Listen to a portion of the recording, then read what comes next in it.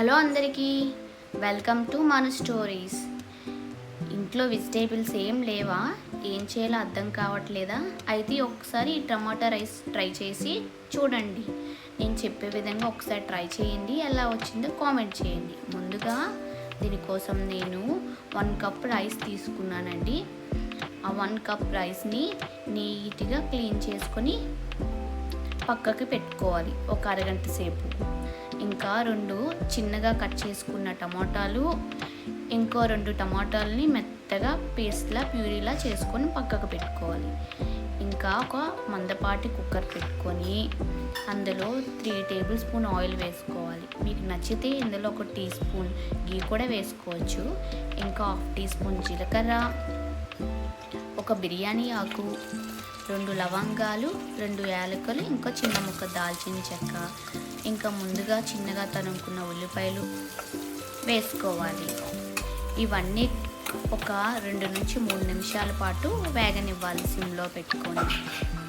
ఇలా బాగా వేగిన దాంట్లో 1 టీ స్పూన్ జింజర్ గార్లిక్ ఫ్రెష్గా దంచి పెట్టుకుంది వేసి దాంట్లో కూడా పచ్చి స్మెల్ పోయే వరకు వేగనిచ్చుకోవాలి.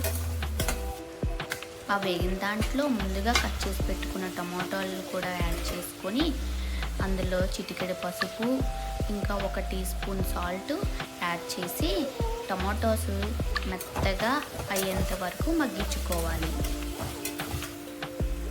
అందులో 2 నుంచి 3 పచ్చిమిరపకాయలను యాడ్ చేసుకోవాలి. మీరు ఎంత స్పైసీ తింటారో దాన్ని బట్టి యాడ్ చేసుకోండి. నేను ఇక్కడ 3 యాడ్ చేశాను. ఇంకా టమాటా ప్యూరీని కూడా ఈ స్టేజ్లో యాడ్ చేసి గ్యాస్ని సిమ్లో పెట్టుకొని 5 నుంచి 10 నిమిషాల పాటు మంచిగా మెత్తగా అయ్యేటట్టుగా మగ్గించుకోవాలి. ఈ ప్యూరీ మొత్తాన్ని కూడా ఈ టమాటోస్ ముక్కలుగా కట్ చేసుకుని ప్యూరీ మొత్తం కలిసేలా పెట్టుకున్న తర్వాత ఇందులో 1 టీ స్పూన్ ధనియా పౌడర్ని కూడా యాడ్ చేయాలి. ఇంకా 1 tea spoon garam masala.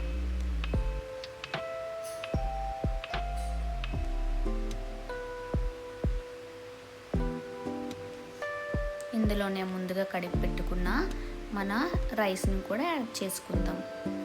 Add చేసుకొని నిదానంగా కలుపుకోవాలి. ఎందుకంటే నానిన రైస్ కదా, విరిగే ఛాన్సెస్ ఉంటాయి కాబట్టి. ఇక్కడ నేను 1 కప్పు రైస్ తీసుకున్నానుగా, నేను 2 కప్స్ వాటర్ని వేసుకుంటున్నా. నిదానంగా కలుపుకొని కుక్కర్ లిడ్ని క్లోజ్ చేసుకోవాలి. దానికి ముందు కొంచెం కొత్తిమీర వేసుకోవాలి. కుక్కరు 2 అంటే 2 విజిల్స్ మాత్రమే రానివ్వాలి. విజిల్ వచ్చినాక వెంటనే దాని ప్రెజర్ మొత్తం పోయేలా తీసేయాలి.